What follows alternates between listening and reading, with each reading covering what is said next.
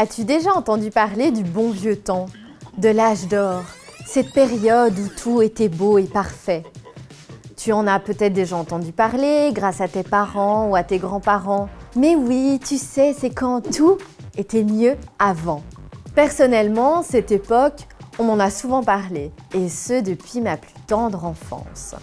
Quand je dis que je suis professeur, on me demande directement si j'arrive à gérer cette jeunesse décadente, désobéissante et fainéante.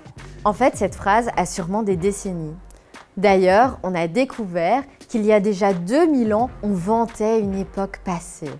Et oui, Juvénal, poète romain antique, a affirmé dans une de ses œuvres « Déjà du temps d'Homère, notre race baissait.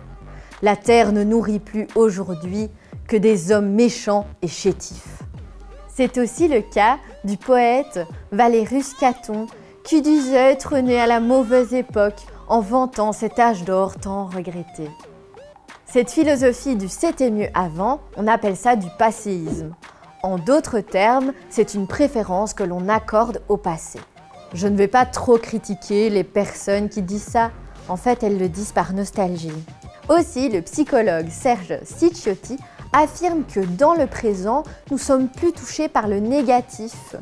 La mémoire, elle, peut avoir tendance à retenir le positif. À travers les médias, on peut aussi avoir l'impression que le monde évolue mal et qu'il est un peu nul. C'est vrai que pendant le confinement, j'avais l'impression que tout se passait mal dans le monde. Cependant, cette phrase est un peu floue et de fait convient à toutes les générations. Quand on dit « c'était mieux » à quel niveau? Et pour qui au juste? Il en est de même pour le « avant ».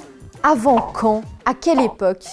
Et si tu as porté un peu d'attention à tes cours d'histoire, tu as compris que ce n'était pas mieux avant. Et à tous les niveaux.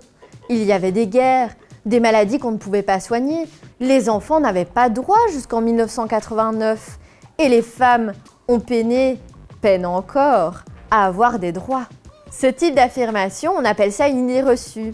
Et ce genre d'idée, c'est super pratique, parce que généralement, c'est une réponse simple à une problématique, une réponse toute faite. Surtout, ça évite de réfléchir trop longtemps. Pourtant, on ne peut pas affirmer que c'était mieux avant, ou même que c'était pire. De fait, les idées reçues ne font pas évoluer la pensée, et elles évitent les questionnements. Je suis d'accord, parfois se poser des questions, c'est tellement prise de tête. Cependant, cela t'aide à grandir, à développer ta curiosité. Cela te permet d'apprendre, et ton cerveau en a besoin. Poser des questions permet de faire évoluer ta pensée, voire les mentalités. Alors la prochaine fois que tu entendras des idées reçues, n'hésite pas à poser des questions ou à te poser des questions. Interroge tes propres idées reçues, demande pourquoi et comment. Prêt pour une dernière question? Comment poser les bonnes questions? Existe-t-il de bonnes et de mauvaises questions? Ok, il y en avait deux. Allez, j'arrête de te prendre la tête et je t'invite à interroger tout ce que je viens de dire.